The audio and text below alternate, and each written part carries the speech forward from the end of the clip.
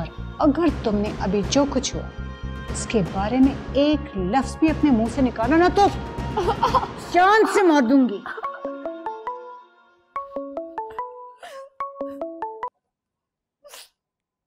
Hello अमर। अस्सलाम वालेकुम मामा। वालेकुम अस्सलाम। क्या कहते हैं पुलिस वाले?